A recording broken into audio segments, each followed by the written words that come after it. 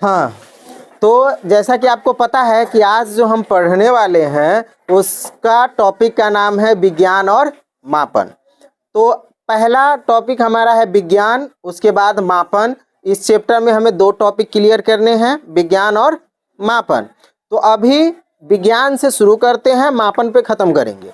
तो आज जो है विज्ञान का देखते हैं हम लोग कहाँ तक ख़त्म कर पाते हैं। पहला चीज़ समझ लीजिए कि विज्ञान से रिलेटेड चीज़ें हमने यहाँ पे कुछ नोट्स लिखे हैं। मैं एक एक करके आपको अच्छे से समझाता हूँ, आप ध्यान लगा करके बातों को समझिए और सीखिए। पहला सवाल हमारा विज्ञान से रिलेटेड है, इसीलिए हम कहते हैं कि विज्ञान किसे कहते हैं। क्या कहते हैं? विज्ञान किसे कहते हैं।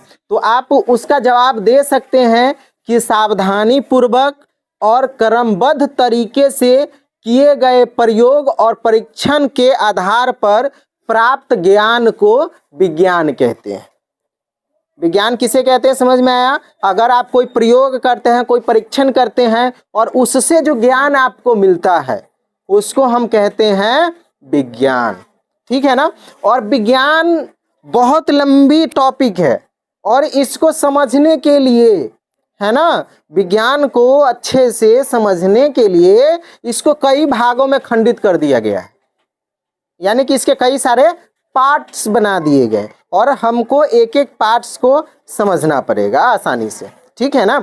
जैसे जैसे आप आगे बढ़िएगा एक एक टॉपिक इतना बड़ा होता जाएगा कि आपको एक ही टॉपिक में आपको ऑनर्स करना पड़ेगा। जैसे कि जब आप ग्रेजुएशन में जाइएगा तो या तो आप जूलॉजी पढ़िएगा, नहीं तो केमिस्ट्री पढ़िएगा, नहीं तो फिजिक्स पढ़िएगा, कोई एक ही चीज़।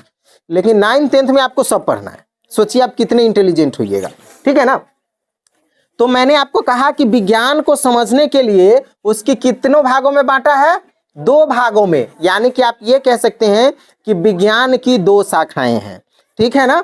2 शाखाएं, एक है भौतिक विज्ञान और एक है जीव विज्ञान।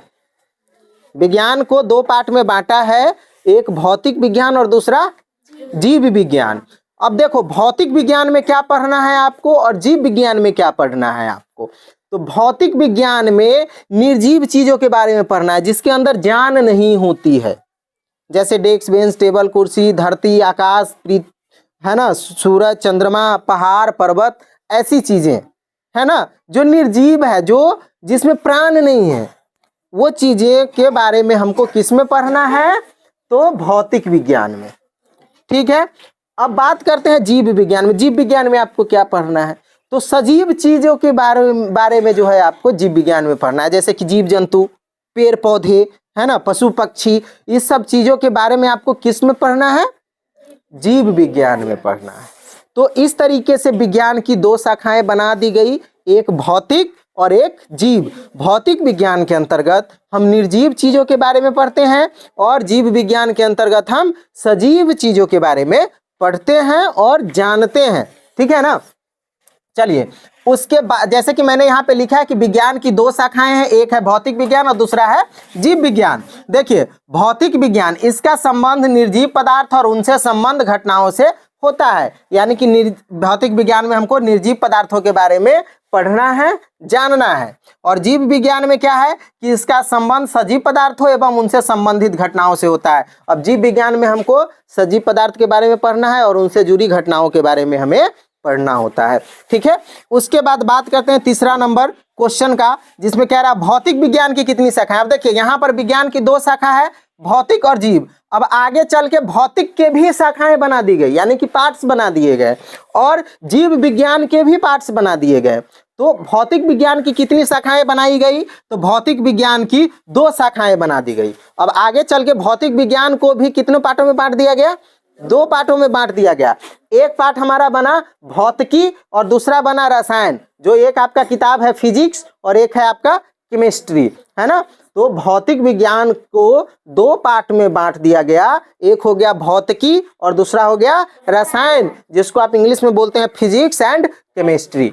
ओके, चलिए, तो आपको ये चीजें हो गई। अब देखिए, अब जैसे कि भौतिक विज्ञान की 2 शाखाएं बना दी गई, उसी तरीके से जीव विज्ञान की भी 2 शाखाएं बना दी गई, है ना। जीव विज्ञान की भी 2 शाखाएं बना दी गई। कौन कौन? वनस्पति विज्ञान और प्राणी विज्ञान।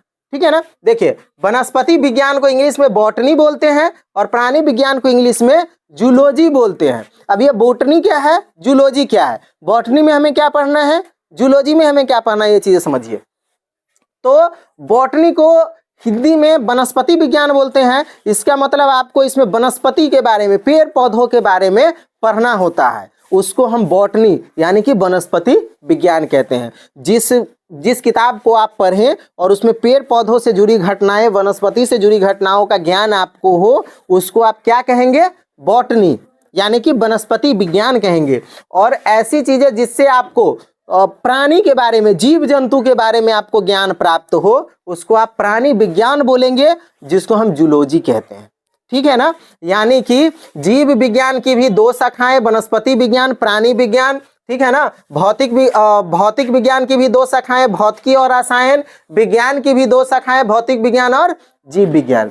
तो आपको समझ में आया ये सारी चीजें अच्छे से।